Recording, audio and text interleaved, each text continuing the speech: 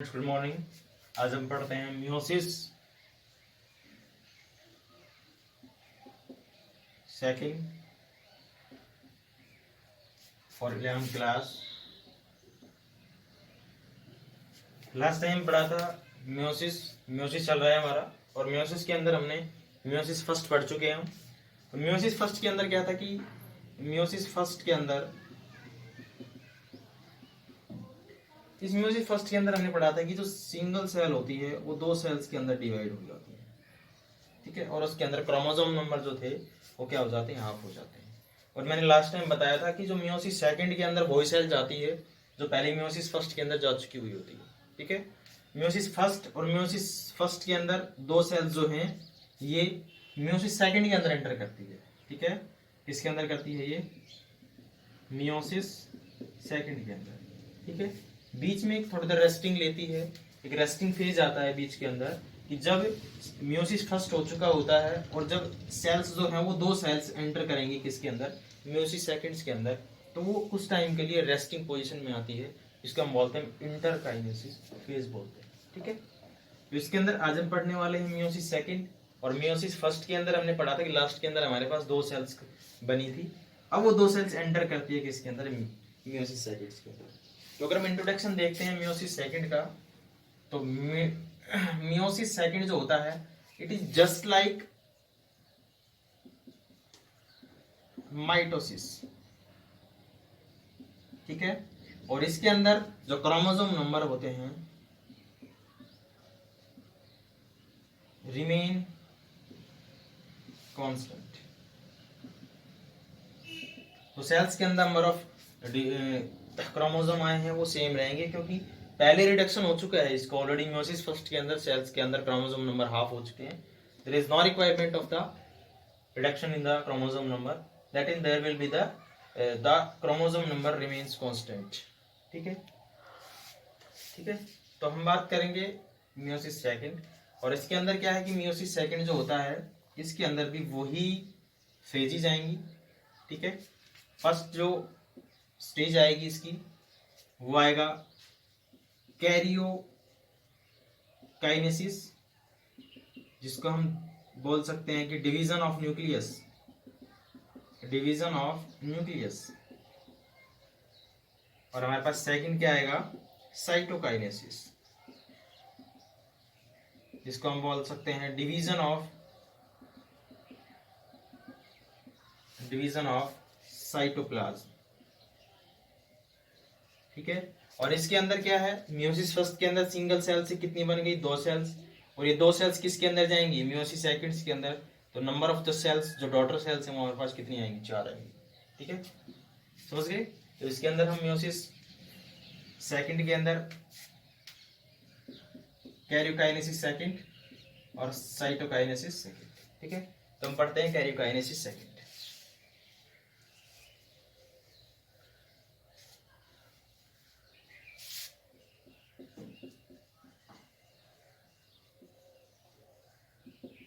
Karyokinesis second इसके अंदर भी क्या आएंगी, कुछ सबस्पेसीज आएंगी, सेम ऐसे ही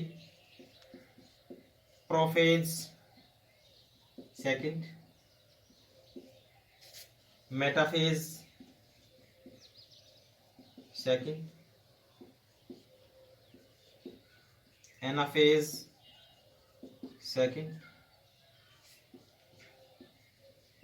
टीलोफेज सेकंड, ठीक है। इसके बाद क्या होगा, हमारे पास साइटोकाइनेसिस आएगा। तो इसके अंदर प्रोफेज फर्स्ट जो आती है, इस प्रोफेज फर्स्ट में क्या होता है कि हमारे पास दो जो सेल्स थी, ये वाली जो सेल्स थी, ठीक है। इसका मैं सिर्फ न्यूक्लियर मेम्ब्रेन बना रहा हूँ, आउटर मेम्ब्रेन सेल मेम्ब्रेन जो है वो नहीं दिखा रहा है यहाँ पे, ठीक है। तो इसके अंदर हमारे पास दो सेल्स थी, उन दो सेल्स के अंदर क्रोमोसोम्स आए थे लास्ट में, इसके अंदर ये क्रोमोसोम्स है, ठीक है। तो इन दोनों सेल्स के जो क्रोमोसोम्स होते हैं वो किसके अंदर, प्रोफेज सेकंड के अंदर क्रोमोसोम कंडेंस हो जाते हैं, ठीक है। कंडेंस हो गए इस टाइप से।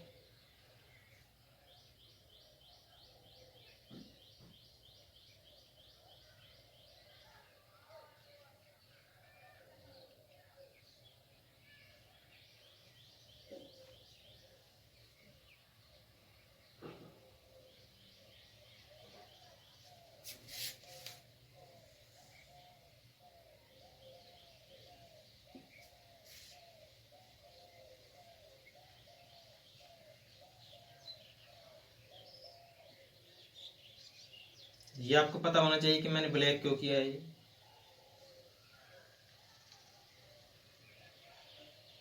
क्योंकि म्यूसिस फर्स्ट के अंदर क्या हो चुका था, क्रॉसिंग ओवर। क्रॉसिंग ओवर का मतलब क्या था उसके अंदर कि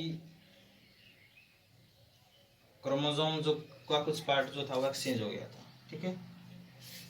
और इसके अंदर क्या है कि न्यूक्लियर मेम्ब्रेन जो है वो स्टार्ट हो गई है डिसअपियर होना, और इसके एंड के अंदर वो पूरी डिसअपियर हो जाती है, ठीक है। तो ये हम क्या पढ़ रहे हैं, प्रोफेज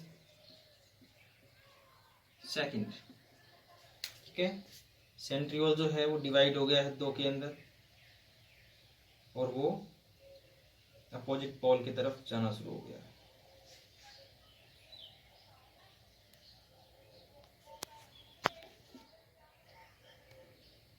जिसको हम बोलते हैं स्पिंडल फाइबर।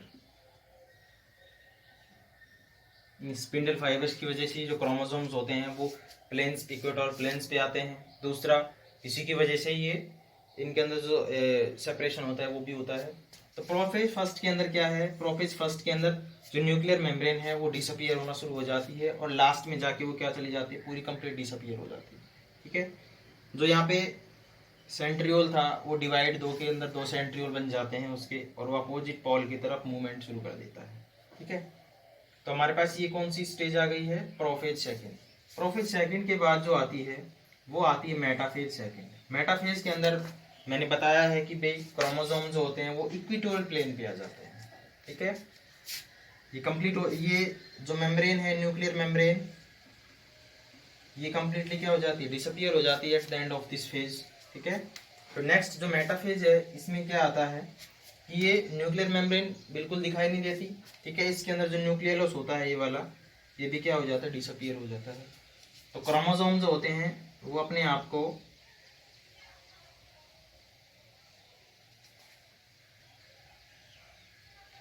इक्वेटोरियल प्लेन पे लेके आते हैं।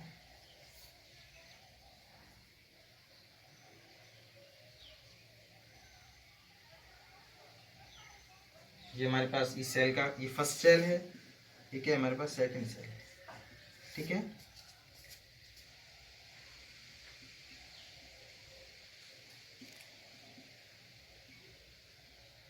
ये हमारे पास स्पिंडल फाइबर्स हैं, ठीक है, समझ गए। नीचे वाला क्रोमोसोम है ये भी अपने आप क्या करेगा, इक्वेटोरियल प्लेन पे लेके आएगा, ठीक है।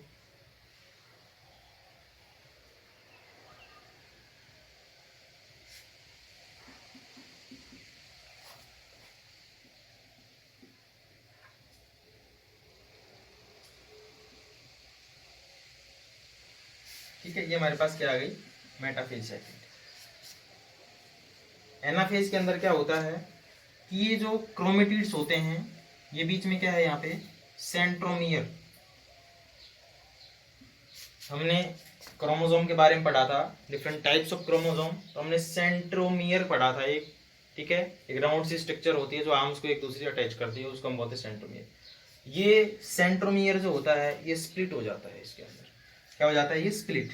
उसके अंदर क्या था कि म्योसिस फर्स्ट के अंदर ये क्रोमोसोम जो होमोलोगस क्रोमोसोम थे वो सेपरेट हो रहे थे, लेकिन इसके अंदर क्रोमोसोम्स क्या है कि उसका जो ये वाला पार्ट होता है, ये वाला, ये, ठीक है, इसको हम क्रोमेटिड बोलते हैं, ठीक है। क्रोमेटिड जो होता है ये क्या हो जाता है, सेपरेट हो जाता है, ठीक है, सेंट्रोमियर के डिवीजन की वजह से, ठीक है। और सेपरेट होने के बाद ये एक दूसरे को अपोजिट पोल की तरफ जाना शुरू कर देते हैं। जो हमारे पास ये क्रोमेटिड्स आए हैं ये एक दूसरे के अपोजिट पोल्स की तरफ जाना मूव कर देते हैं, ठीक है।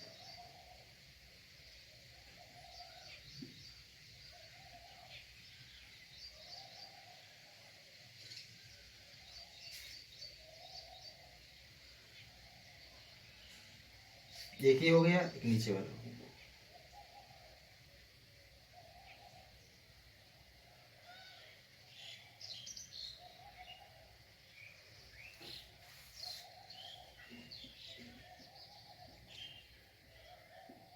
ठीक है, ये स्पिंडल फाइबर्स होते हैं। इन स्पिंडल फाइबर्स की वजह से क्या होता है, ये वाले जो स्पिंडल फाइबर्स होते हैं ये इसको अपनी तरफ खींचते हैं, ठीक है, कॉन्ट्रैक्ट होता है। और ये जो नीचे वाले होते, बीच वाले होते हैं, ये वाले इसको धकेलते हैं किसकी तरफ, अपोजिट पोल्स की तरफ, ठीक है। तो फर्स्ट सेल का हो गया, ऐसे ही सेकंड सेल का आ जाएगा।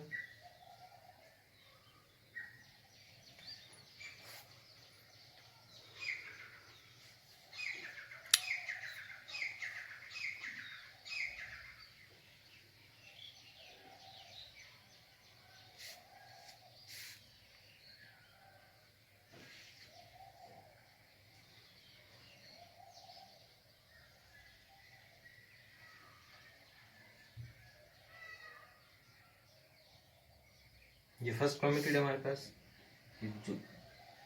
ये दूसरा है।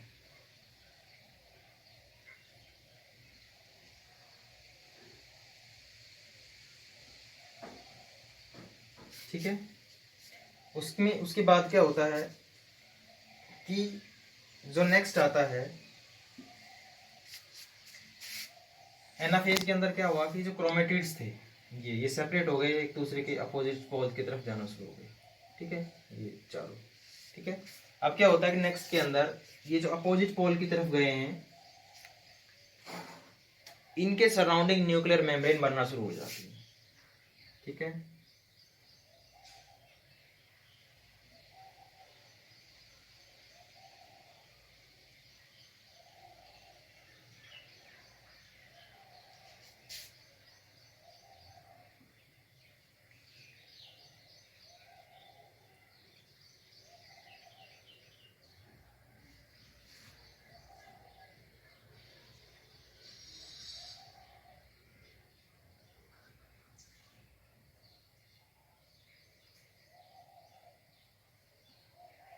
ठीक है, ये क्या हमारे पास सेल्स के अंदर बना रहे हैं।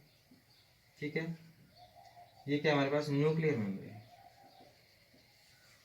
ठीक है, उसके बाद क्या होगा कि इसको हम बोलते हैं क्या, टीलोफेज सेकंड। टीलोफेज सेकंड के अंदर क्या हुआ है कि न्यूक्लियर मेम्ब्रेन बनना शुरू हो गई क्रोमोसोम के सराउंडिंग। ठीक है, इसके बाद इसके अंदर क्या होगा, नेक्स्ट जो आएगा वो आएगा साइटोकाइनेसिस सेकंड। साइटोकाइनेसिस के अंदर क्या हुआ कि साइटोप्लाज्म जो है वो डिवाइड होना शुरू हो जाता है by the formation of constriction. ठीक है, इस टाइप से जब हम कह सकते हैं कि फॉरो की फॉर्मेशन शुरू हो जाती है इसमें। ठीक है, और ये क्या डिवाइड हो जाता है, दो सेल्स के अंदर डिवाइड हो जाएगा ये। ठीक है, जो क्रोमोसोम है वो फिर से क्या बन जाएंगे, क्रोमेटिन बन जाएंगे। ठीक है, ये भी क्या बना देगा, दो सेल्स बना देगा। ठीक है, साइटोकाइनेसिस के अंदर क्या होता है, डिविजन ऑफ द साइटोप्लाज्म और दो सेल्स डिवाइड हो जाती है। ठीक है, एक बार दोबारा देखिएगा, मियोसिस सेकंड पढ़ रहे हैं, मियोसिस सेकंड के अंदर कैरियोकाइनेसिस सेकंड आता है फर्स्ट, और उसके अंदर 4 स्टेप्स आएंगे, prophase second, metaphase second, anaphase second और टेलोफेज सेकंड। ठीक है, प्रोफेज सेकंड के अंदर क्या हुआ है कि क्रोमोसोम जो है वो कंडेंस हो गए हैं, न्यूक्लियर मेम्ब्रेन जो है वो डिसअपियर हो गई है। ठीक है, और जो सेंट्रियोल है अपोजिट पोल्स की तरफ जाना शुरू हो गया है। ठीक है, मियोसिस फर्स्ट के अंदर जो दो सेल्स बनी थी वो एंटर करती है मियोसिस सेकंड के अंदर। ठीक है, तो हमारे पास जो क्रोमोसोम है वो कंडेंस हो गए हैं। हम यहाँ पे सिर्फ न्यूक्लियर मेम्ब्रेन लेके चल रहे हैं, लेकिन ये बाहर भी क्या होती है, सेल मेम्ब्रेन भी होती है। ठीक है, उसके बाद क्या है कि मेटाफेज सेकंड के अंदर जो क्रोमोसोम है वो अपने आप को किस पे लेके जाते हैं, इक्वेटोरियल प्लेन पे लेके जाते हैं। ये कोई भी सेल है, इसके ये अपोजिट पोल्स होते हैं, और ये जो प्लेन होता है इसको हम बोलते हैं इक्वेटोरियल प्लेन, इक्वेटोरियल प्लेन पे लेके गए। ठीक है, नेक्स्ट एनाफेज सेकंड के अंदर क्या होता है कि ये जो क्रोमेटिड्स होते, ये जो क्रोमोसोम था इसके जो क्रोमेटिड्स होते हैं, ये इनको हम क्रोमेटिड्स बोलते हैं। ये क्रोमेटिड्स क्या हो जाते हैं, सेपरेट हो जाते हैं। तो क्रोमोसोम ऑफ द सेपरेशन हो गया किसका, क्रोमोसोम का, इस टाइप से। ठीक है, क्रोमेटिड्स जो हैं वो अपोजिट पोल्स की तरफ मूवमेंट कर देते हैं। ठीक है, उसके बाद क्या हुआ कि नेक्स्ट जो आता है कौन, टीलोफेज सेकंड। टीलोफेज सेकंड के अंदर क्या हुआ है कि ये जो क्रोमोसोम अपोजिट पोल्स की तरफ गए थे, इसके चारों तरफ न्यूक्लियर मेम्ब्रेन जो है वो बनना शुरू हो गई है। तो न्यूक्लियर मेम्ब्रेन बनी है तो आपको पता है कि सिंगल पहले न्यूक्लियस था, अब उसके अंदर दो न्यूक्लियस आ गए हैं। ठीक है, फर्स्ट सेल ये है, सेकंड सेल ये है।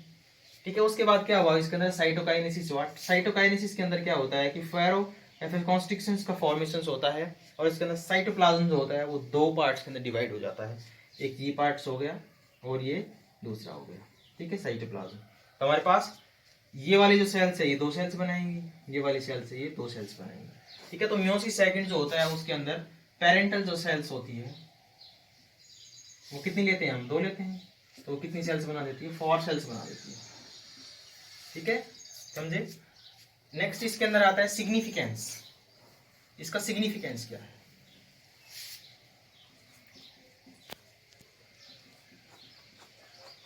अगर हम सिग्निफिकेंस की बात करते हैं तो फर्स्ट जो सिग्निफिकेंस आता है वो आता है कि जो जर्म सेल्स होती है वो डिवाइड करती है मियोसिस के थ्रू ही। ठीक है, सिग्निफिकेंस ऑफ मियोसिस।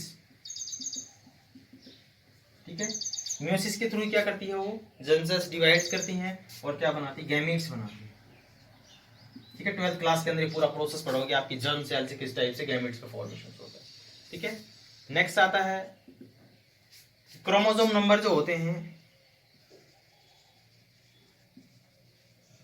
वो हाफ हो जाते हैं इसके अंदर, और वो बेटर होता है बैलेंसिंग ऑफ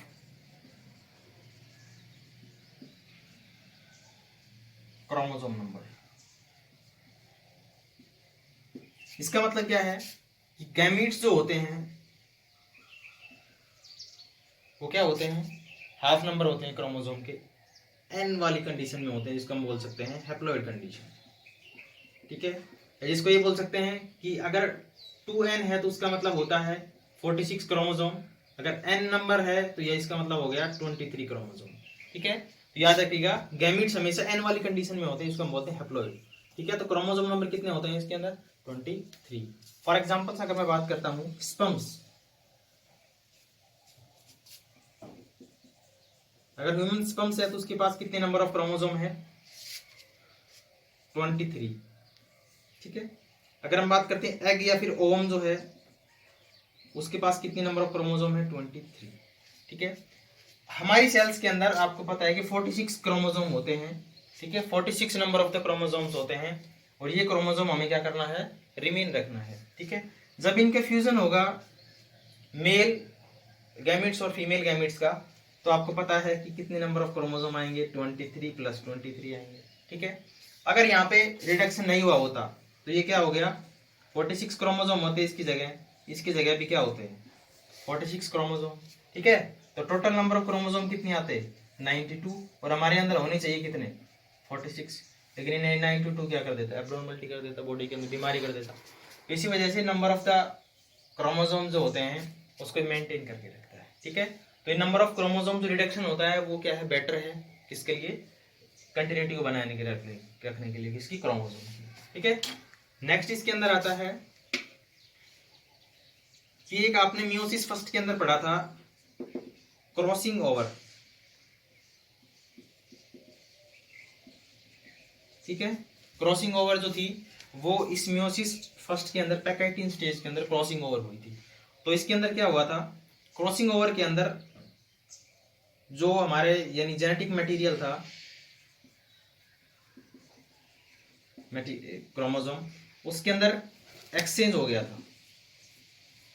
ठीक है, एक्सचेंज कहें या फिर रिकॉम्बिनेशन कहें। ठीक है, और ये क्या लेके आता है, वेरिएशंस लेके आता है,